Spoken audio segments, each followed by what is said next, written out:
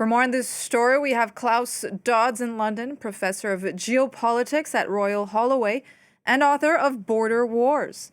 Klaus, JD Vance is set to solely now visit a U.S. military base in Greenland, a trip that was cut back from its original plan. What makes this visit so controversial?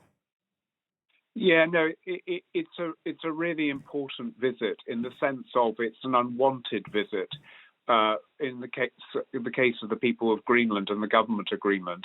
And it's worth just putting into context. Remember that Donald Trump Jr. visited earlier this year and stood quite provocatively in Nuuk in front of the statue of Hans Egede, the first colonist of Greenland on behalf of the Kingdom of Denmark.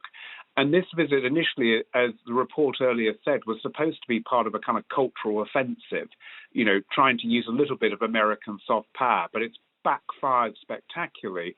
And you can hardly welcome the vice president with open arms when the president continues to make the comments that he does about annexing Greenland. And what has the local reaction to this visit been? Should we expect any hostilities from locals towards JD Vance and the Second Lady? Well, the destination of the visit is very deliberate now. So by going to Budufik space station, which used to be called Thule Air Base, what they've done is they've taken the risk factor out of the visit. So they're basically going to an American station. They're not going to interact with Greenlandic people. So they're not going to be confronted with protest signs or anything like that. And whether Greenlandic people or the government of Denmark or Greenland like it or not, the American security presence has been really important. And the base itself, it's worth stressing, employs both Danish and Greenlandic people, as well as servicing 200-odd troops and military personnel, American, that are stationed there as well. So it's got a very different dynamic, shall we say, to Nuuk, the capital.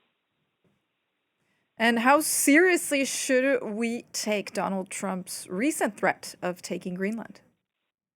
I think we should take it seriously. I mean, in the sense of Donald Trump, since Christmas Day last year, has spoken about, in one form or another, annexing Greenland, annexing Canada, taking control of the Panama Canal, and he's also used various justifications: national security, economic security, international security, Denmark's been a bad guardian, and so on and so forth.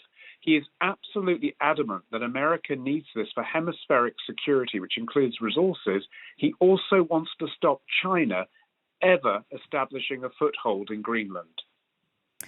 That was Klaus Dodds for us in London. Thank you for joining us.